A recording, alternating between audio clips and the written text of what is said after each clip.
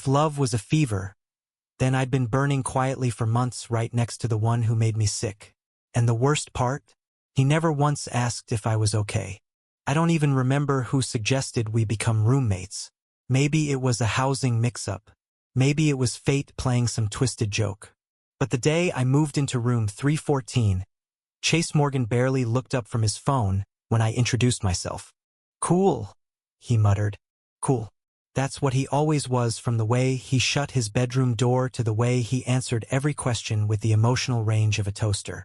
But Chase wasn't just cold. He was beautiful, effortlessly so. A quiet kind of beauty that made you stare longer than you should and hate yourself for it later. I was a pre-med sophomore with trust issues and a GPA to protect. I didn't have time to fall for someone like him.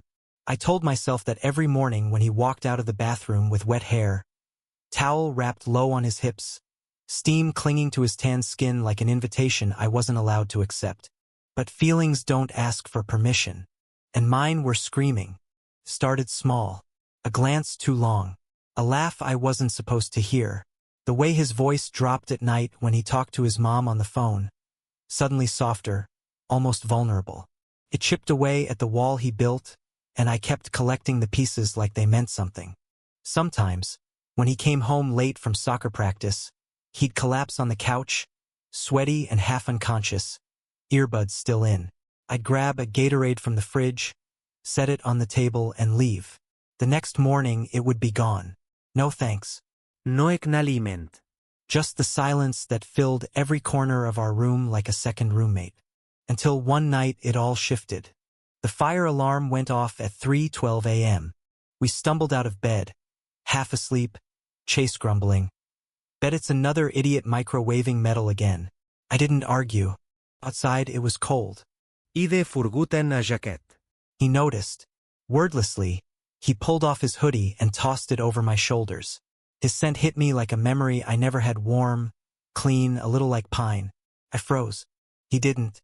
"You look like you're gonna faint," he muttered, eyes flicking to my bare arms. Seriously, man. "Take better care of yourself." That was the first time he looked at me like I mattered. I spent the next week replaying those words in my head. Take better care of yourself. Maybe it was nothing. Maybe it was everything. The shower moment came 2 nights later. He was in there longer than usual. I could hear the water running and I knew I should look away. Should not care. Should not feel. But the door was cracked open, just enough for the mirror to reflect him. And I saw him. He stood there, forehead against the glass, steam swirling around him. His shoulders were tense. His hands trembled. And for the first time, Chase looked broken. I shouldn't have watched, but I did. Because in that one moment, he wasn't the cold, distant guy I built fantasies around. He was human and hurting. When he came out, towel low on his waist, wet hair dripping, he caught me staring. I waited for the anger, the mockery, but he just said, "You okay?" I nodded too fast. "You sure?" His voice was lower now, and for the first time it wasn't indifferent. It was worried. "Yeah, I just sorry." He hesitated. Then, quietly, "You didn't do anything wrong."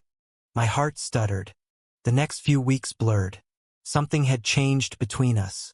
He started leaving his door open when he changed. Brushed past me in the kitchen more often. Stayed up watching movies I liked. I didn't know if it meant something or if I was losing my mind. Then came the night he cried. I heard him through the wall. Sobs muffled in his pillow. I stood outside his door for 5 full minutes, hand raised, unsure if I had the right to knock. I did. He didn't speak when he opened the door. His eyes were red. He looked smaller. Without thinking, I stepped forward and hugged him. He didn't pull away. Not that night.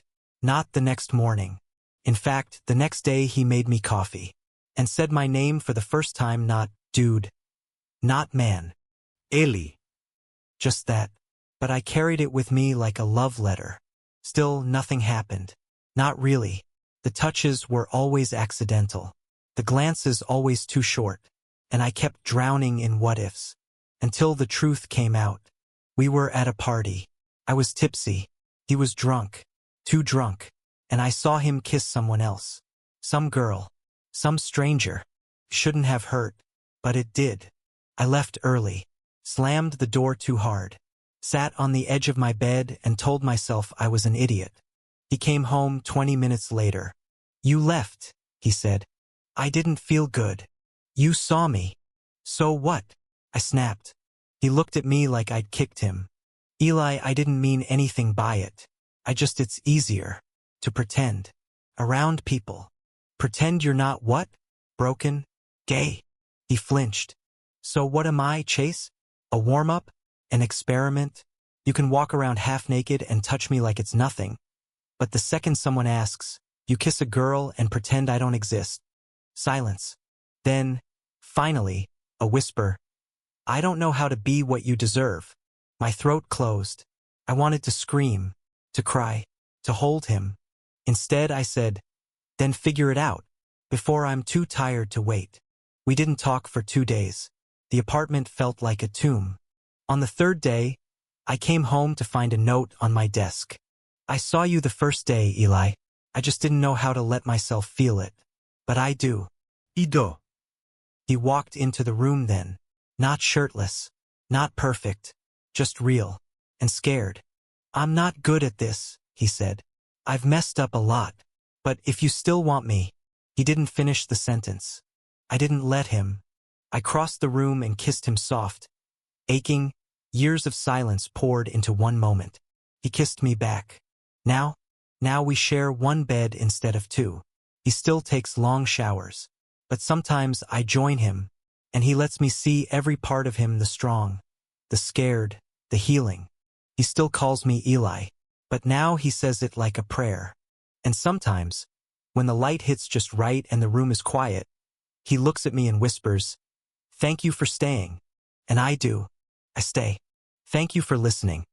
Don't forget to like and subscribe to stay updated with the latest videos.